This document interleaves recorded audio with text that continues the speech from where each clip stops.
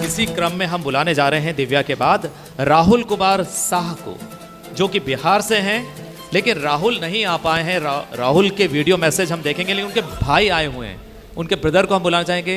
राहुल के भैया आप स्टेज पर आ जाएं। हेलो ऑल, मेरा नाम राहुल कुमार शाह है और मैं जमशेदपुर का हूँ। मेरी निमसेट 2023 में 70 रैंक आई है और मैं पिछले 2 साल से प्रिपरेशन कर रहा हूँ और 2022 में मेरा ऑल इंडिया रैंक 222 आया था और मुझे एनआईटी भोपाल अलॉट हुआ था। पर मैंने सर से कंसल्ट किया और सर ने मुझे पूरा सपोर्ट किया और उन्होंने बोला कि ठीक है, अगर तुमको जहाँ जाने का मन है तुम वहीं के लिए प्रिपरेशन करो। तो मैंने 1 साल जॉब में रहते हुए प्रिपरेशन किया और मैं 2 साल से निमसेट के टेस्ट सीरीज से जुड़ा हुआ हूँ। तो मैं अपने सारे जूनियर्स को बताना चाहता हूँ कि अगर आप ड्रॉप भी लेते हैं तो ऐसा कुछ मतलब अगर आप अच्छा तो तैयारी करते हो तो आपको किसी ना किसी कॉलेज में हो जाएगा। और मोटिवेशन के लिए शरद सर और इम्पेटस की टीम है, तो आप उन पर बिल्कुल रिलाई कर सकते हैं। और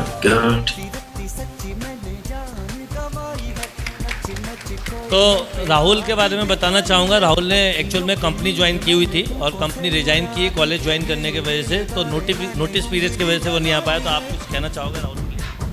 मैं सबसे पहले शरद सर को थैंक यू बोलना चाहूँगा और सारे कैंडिडेट को कॉन्ग्रेचुलेसन करना चाहूँगा। और जो अच्छा रैंक स्कोर नहीं कर पाए हैं वो फिर से एक बार तैयारी करें, क्योंकि राहुल का भी पिछले बार उतना उसको ड्रीम कॉलेज नहीं मिल पाया था, तो उसने मेहनत की और इस साल वो रैंक 70 ला पाया है। तो आप लोग भी कर सकते हैं। Thank you. चलिए एक और नए बच्चे से मिलते हैं। नाम है राहुल कुमार शाह, जो कि जमशेदपुर से, जिनका निमसेट 23 में 70 रैंक आया है।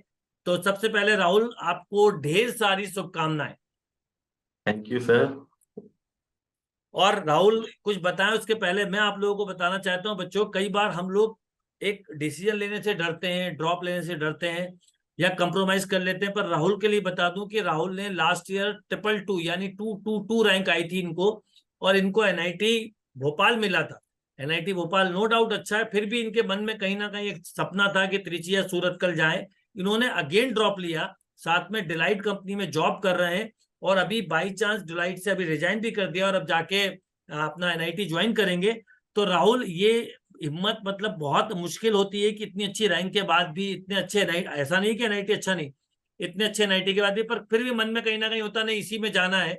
तो ये डिसीजन लेने में आपने कितना वो लगाया समय, और आपकी पूरी जो इंटायर जर्नी है, क्योंकि आपको सुन के कई लोग जो डिसीजन नहीं ले पाते वो ले पाएंगे। तो मैं चाहूंगा आप अपनी सक्सेस जर्नी बताएं।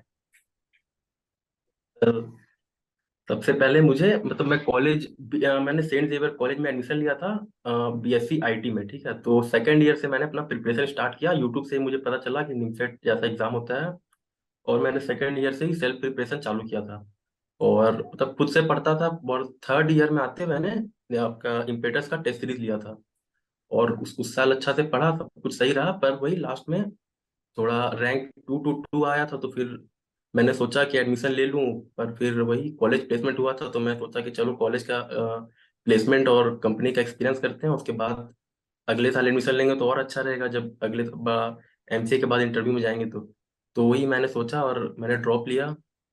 और मैंने फिर वही अभी फिर मैंने जनवरी से मेरा यही ऑफिस का ट्रेनिंग चालू हो गया था। उसके बाद मैंने फरवरी में ऑफिस मतलब ज्वाइन किया और फिर वही मैंने फरवरी में लगभग टेस्ट सीरीज लिया था। जब फरवरी स्टार्ट हुआ था तो वही टेस्ट सीरीज लिया। उसके बाद मैं ऑफिस में मतलब मेरा क्या था, मतलब मैं पहले तो प्रिपरेशन था तो मैंने थर्ड ईयर से ही सारा पढ़ लिया था। और जब से मैंने ड्रॉप लिया उसके बाद से मैंने बस प्रीवियस ईयर सॉल्व किया है और बस डेली जॉब से आके मैं अपना मॉक टेस्ट देता था और उसका एनालिसिस करता था और बस रिवीजन करता था। तो इस तरह से मैंने अपना प्रिपरेशन किया है।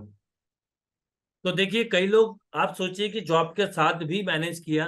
और एक सबसे इंपॉर्टेंट बात है जो मैं मानता हूं, एक होता है पढ़ाई को रेगुलर करना और दूसरा होता है उससे भी कहीं ज्यादा टेस्ट पेपर देना और उसका एनालिसिस करना, जो आपने बहुत ध्यान से किया। तो राहुल, जब आपने कोई भी टेस्ट आई थिंक नहीं छोड़ा और आपने हर टेस्ट को बड़े ध्यान से दिया होगा। तो मैक्सिमम टेस्ट दिया था, कुछ कभी कभी वर्कलोड ज्यादा हो जाता है तो कुछ छूट बस गया वही था, टेस्ट नहीं बाकी दिया, तो नहीं रहे। अच्छा, जब आप टेस्ट देते थे तो आपके स्कोर अप डाउन होते होंगे, कभी बिल्कुल ज्यादा सही आ रहा है। है कभी कम आ रहा है, क्योंकि मैंने हर लेवल पे पेपर दिया। तो आप उसको कैसे मैनेज करते थे और किस ढंग से एनालिसिस करते थे, क्योंकि सारा तो खेल इस बात का है कि मैनेजमेंट कितना अच्छा है। सर मेरा स्कोर टेस्ट के बीच में 300 से लेके 900 तक गया है।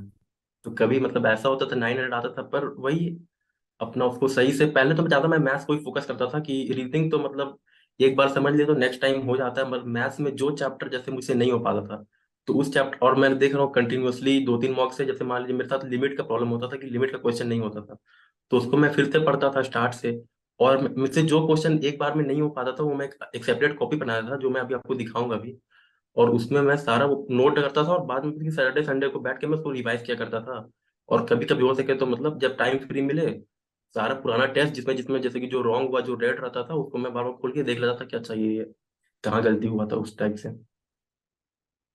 बहुत अच्छी बात है। तो राहुल, आपको आपको पता है आपका जो जॉब है, अब आपको इसका भी फायदा मिलेगा जब आप किसी कंपनी में जाएंगे, तो क्योंकि आप एक्सपीरियंस वाले हैं तो आपके प्लेसमेंट में डेफिनेटली आपको टॉप कंपनी प्रेफर करेगी, क्योंकि आप काफी फोकस्ड रहे, जॉब भी करा, उसके बाद भी निकाला, तो ऐसे में कहीं ना कहीं बेनिफिट मिलता है। तो आपका जो डिलाइट का एक्सपीरियंस है वो भी अच्छा ही रहा होगा, और अब आपका एनआईटी का भी एक्सपीरियंस अच्छा रहेगा।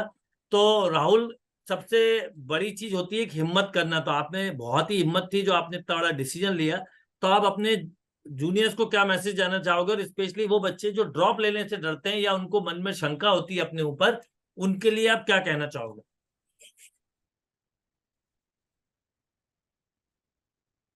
तो बहुत लोगों को मतलब अभी मुझसे कनेक्ट हुआ है, मैं सबको समझाया भी हूँ कि मतलब किस तरह से आपको आपको खुद को संभालना है, और कैसे अपना सिचुएशन को ये करना है, कैसे मतलब ऐसे अगर आप तैयारी करते हैं बढ़िया, तो आपको किसी ना किसी कॉलेज में, अगर निमसेट एनआईटी नहीं तो उसके बाद भी बहुत सारे जो बढ़िया कॉलेज है, डीयू है, बीएचयू, तो कहीं ना कहीं अगर कोई मन लगा के तैयारी करता है साल भर, तो कहीं ना कहीं तो मतलब फिक्स है कि इसका हो ही जाएगा, तो उसका सही बात है। दिक्कत का बात नहीं है। बस किसी किसी होता है ऐसा कि किसी किसी दिन, जैसे कि मैं इस बार देख रहा हूँ कि जो मतलब मुझसे बहुत अच्छा करते थे, मैं जिन लोग का देखता था, तो एग्जाम के दिन शायद वो लोग पैनिक कर गए और उनका रिजल्ट इतना सही नहीं हो पाई। इस बार पेपर बहुत मतलब अलग टाइप का भी आया था, तो मतलब आपको उसके लिए भी तैयार रहना पड़ेगा जो ड्रॉप लेते हैं, क्योंकि अब आप ड्रॉप ले चुके हैं, आपको हार्ड पेपर इजी पेपर सबके लिए तैयारी करना पड़ेगा।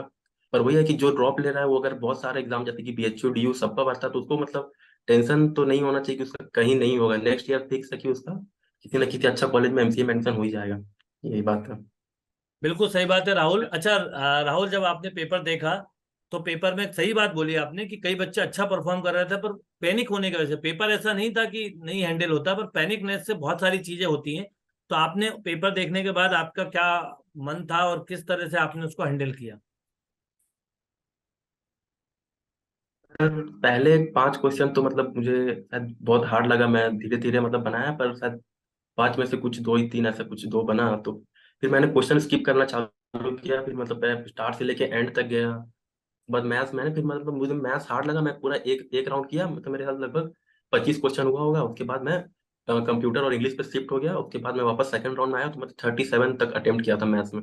उसके बाद मैं रीजनिंग गया, और मतलब उतना टाइम नहीं बचा था, पेपर थोड़ा हार्ड था, इसलिए एक राउंड में ही जितना रीजनिंग में हो पाया लास्ट तक पहुंचा, मतलब मैं रीजनिंग को वापस से कंप्लीट मतलब नहीं कर पाया, तो उसमें थोड़ा टाइम का इशू था मतलब। पर वही है कि जल्दी जल्दी अगर आप स्किप करते हैं तो और उससे मतलब बेहतर आप परफॉर्म जरूर करेंगे, क्योंकि जो रुक जाते हैं एक क्वेश्चन के पीछे तो उससे ही स्कोर डाउन होता है।